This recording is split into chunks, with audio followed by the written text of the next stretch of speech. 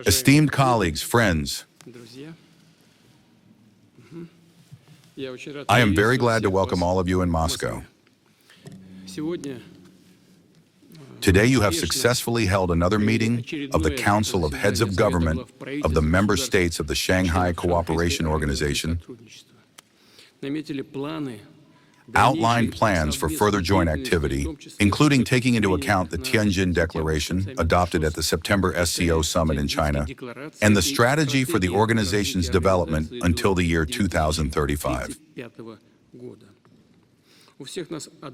We all have one common goal: to increase the authority and influence of the SCO as one of the largest regional associations on the Eurasian continent, and indeed in the world as a whole. And the governments, naturally, have a special role in establishing concrete practical work, in the work on expanding the multifaceted interaction of the states, members of the organization. Well, the governments always have a special role as far as practical work is concerned. It is precisely the governments, that is, the teams under your leadership, that carry out the practical work. During the Russian chairmanship in the SCO Council of Heads of Government in the current year, around 30 ministerial meetings and expert gatherings, forums with the participation of business and public circles, and youth were held very productively in Moscow, St. Petersburg, and other major cities of Russia, and numerous mutually beneficial projects and cooperation programs were coordinated.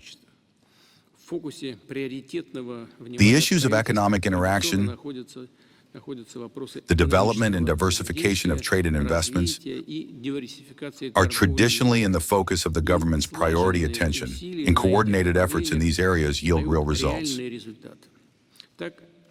Thus, in particular, Russia's trade turnover with the SCO states in 2024 reached $409 billion and continues to grow.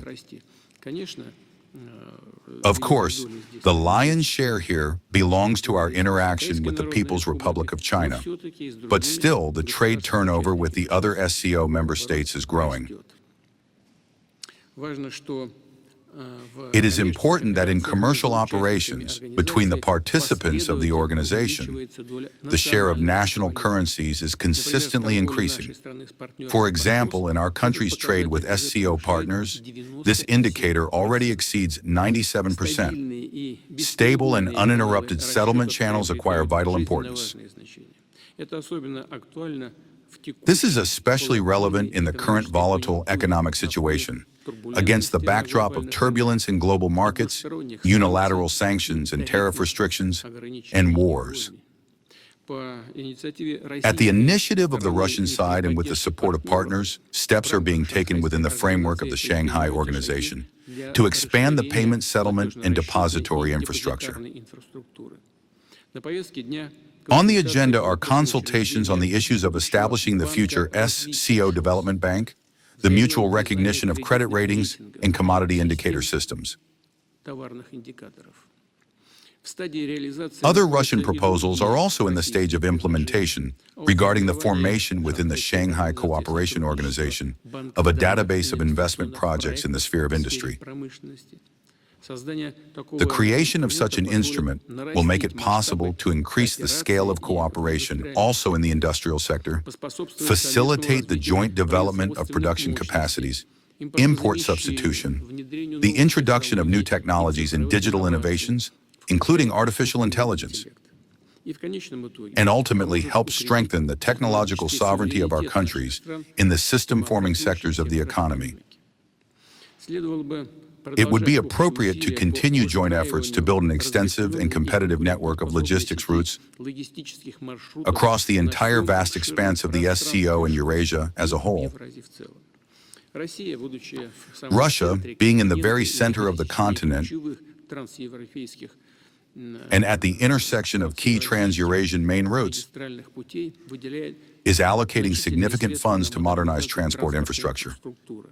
The volumes of automobile, railway, and multimodal shipments passing through Russian territory are noticeably growing, the load of new promising corridors such as North-South and the Northern Sea Route is being taken into account.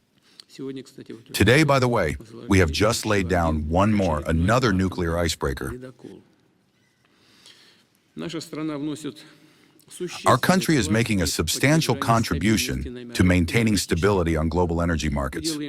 We are doing everything to ensure the reliable supply of energy resources to consumers, despite attempts from outside to negatively influence supply chains. And we are counting on closer coordination among all SCO partners in the sphere of energy in accordance with the specialized roadmap adopted in Tianjin. It is obvious that the Shanghai Organization could play a more significant role, not only in deepening sectoral cooperation, but also in general in creating on our common continent a favorable atmosphere for ensuring stable, steady growth and multifaceted economic interaction, as well as, in practical terms, to facilitate the alignment of the numerous integration projects being implemented in Eurasia. It is precisely toward this that the concept of the Greater Eurasian Partnership put forward by Russia is directed. It concerns the harmonious combination of integration processes within the framework of the Eurasian Economic Union, the initiative of our Chinese friends One Belt, One Road, and many other similar projects in which the countries of the Shanghai Organization participate. Of course, cooperation within the SCO framework is far from being limited to the economy, although this is, without doubt, the main thing. But our organization in practice also contributes to strengthening peace and stability in the Eurasian space, to countering all sorts of challenges and threats, and to forming in Eurasia a new balanced security architecture.